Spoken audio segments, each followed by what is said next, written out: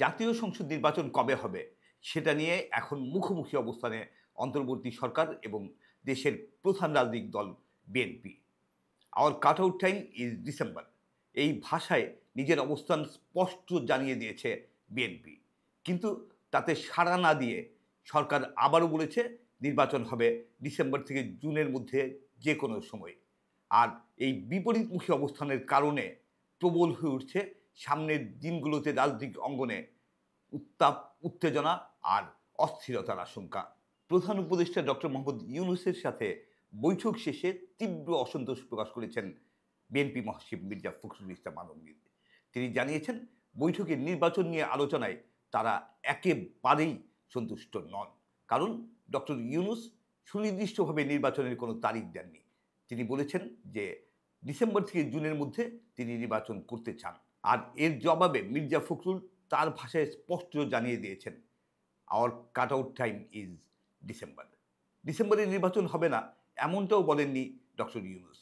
মির্জা ফখরুল নিজেই জানিয়েছেন ডিসেম্বরে নির্বাচন হবে না, এ কথা বলেননি ডক্টর ইউনূস। কিন্তু তিনি জুন পর্যন্ত সময় নিয়েছেন। আর এটাই বিএনপিকে ক্ষুব্ধ করে তুলছে। মহাসচিবের কথায় এটা স্পষ্ট যে ডক্টর ইউনূসের এই অবস্থানকে সরাসরি প্রত্যাখ্যান করেছে বিএনপি। বহু প্রতীক্ষিত এই বৈঠকের পর সরকারের অবস্থান গণমাধ্যমের সামনে তুলে ধরেছেন আইন উপদেষ্টা ডক্টর আসিফ নজরুল। তিনি প্রধান উপদেষ্টা ডক্টর ইউনূসকে উদ্ধৃত করে বলেছেন যে নির্বাচন কোনোভাবেই আগামী বছরের জুনের পরে যাবে না।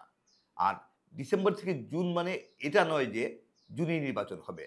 যতটা এগিয়ে আনা যায় সরকার সেটা করবে। জুন পর্যন্ত কেন যেতে পারে সেই ব্যাখ্যাও দিয়েছেন ডক্টর আসিফ নজরুল। তিনি বলেছেন, সাধারণ মানুষ জুলাই গণ অভ্যুত্থানের সময় সংঘটিত হত্যাকাণ্ডের বিচার আশা করে।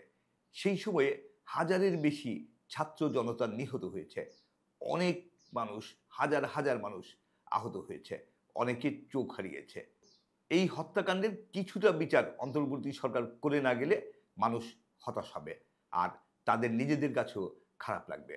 ডক্টর নজরুল এই প্রসঙ্গে সংস্কার প্রস্তাব বাস্তবায়নে সময়ের প্রয়োজনীয়তার কথাও উল্লেখ করেছেন। নির্বাচনের দিনক্ষণ নিয়ে অন্তর্বর্তী সরকার এবং বিএনপির মধ্যে এই তীব্র মতবিরোধ কোন পথে ঠেলে দেবে বাংলাদেশকে? প্রধান উপদেষ্টা ডক্টর ইউনূসের সাথে বৈঠকেই বিএনপি নেতারা বলেছেন, ভোট বিলম্বিত হলে দেশে অর্থনৈতিক মন্দা ও বিশৃঙ্খলা দেখা দেবে। রাজনৈতিক, অর্থনৈতিক এবং সামাজিক খাতে পরিস্থিতি আরও খারাপের দিকে যাবে। তখন সেটা নিয়ন্ত্রণ করা কঠিন হয়ে পড়বে। তবে আইন উপদেষ্টা ডক্টর আসিফ নজরুল জানিয়েছেন, এ ধরনের কিছু ঘটবে না বলে সরকার বিএনপিকে আশ্বস্ত করেছে। যে কোনো পরিস্থিতি সামাল দেওয়ার প্রস্তুতি সরকারের রয়েছে বলেও তিনি আভাস দিয়েছেন। সরকারের এই অবস্থানের পর কোন পথে এগোবে বিএনপি? মির্জা ফখরুল গণমাধ্যমকে বলেছেন, দল ও মিত্রদের সাথে আলোচনার পর আমরা আবার আপনাদের সামনে ফিরে আসব। তার এই কথায় যে ক্ষোভ ও অসন্তোষের সুর আমরা শুনেছি, সেটা নিঃসন্দেহে উদ্বেগের। কারণ ভালো কোনো ফল আসেনি এই বৈঠকে। বিএনপির অনুরোধে যে বৈঠক আয়োজন করা হয়েছিল নির্বাচনের দিন তারিখ নিয়ে এক ধরনের ধোঁয়াশার মুখে। এই ধোঁয়াশা তৈরি হয়েছে অনেক দিন ধরেই। ডক্টর ইউনূস প্রধান উপদেষ্টা হিসেবে গত ৮ই আগস্ট দায়িত্ব নেওয়ার পর থেকেই নির্বাচনের রোডম্যাপ ঘোষণার দাবি জানিয়ে আসছিল বিএনপি। কিন্তু তাতে সরকারের কোনো সাড়া মেলেনি। বরং প্রধান উপদেষ্টা ডক্টর ইউনূস একেক সময় একেক রকম কথা বলেছেন। তিনি কখনো বলেছেন ডিসেম্বরে নির্বাচন হবে, কখনো বলেছেন ডিসেম্বর থেকে ২-১ মাস পিছাতে পারে, কখনো বলেছেন ডিসেম্বর থেকে জুনের মধ্যে নির্বাচন হবে। আর ছাত্র গণ অভ্যুত্থানের নেতৃত্ব দেয়া তরুণদের দল এনসিপি বারবার বলেছে, বিচার এবং সংস্কার ছাড়া কোনো নির্বাচন হতে দেয়া হবে না। স্থানীয় সরকার নাকি জাতীয় নির্বাচন, কোন নির্বাচন আগে হবে সেটা নিয়েও বারবার বিভিন্ন দিক থেকে প্রশ্ন তোলা হয়েছে। এনসিপি নেতা সার্জিস আলমের পর স্বরাষ্ট্র উপদেষ্টা বলেছেন যে দেশের মানুষ ডক্টর ইউনূসের সরকারকে ৫ বছর ক্ষমতায় দেখতে চায়। আর এই ৫ বছর নিয়ে বিভিন্ন অঙ্গনে ব্যাপক আলোচনা হচ্ছে। এমনি এক পরিস্থিতিতে নির্বাচন কবে হবে সেটা নিয়ে যে অনিশ্চয়তা তৈরি হয়েছিল, সেই অনিশ্চয়তা থেকে মুক্ত হওয়ার জন্যই বিএনপি প্রধান উপদেষ্টার সাথে বৈঠকের সময় দিয়েছিল। সেই বৈঠকই আজ অনুষ্ঠিত হলো, কিন্তু সেখান থেকে তেমন আশা জাগা নিয়ে কোনো ফল পাওয়া গেল না। এই বৈঠকে ঐক্যমতের না, প্রবলভাবে বেজেছে ভিন্ন মতের সুর।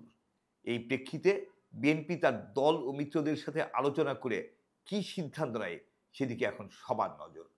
তারা যদি দ্রুত ভোটের দাবিতে আন্দোলনে নামে তাহলে আবারও উত্তাল হয়ে উঠতে পারে বাংলাদেশ, যেটা কেউ আশা করে না।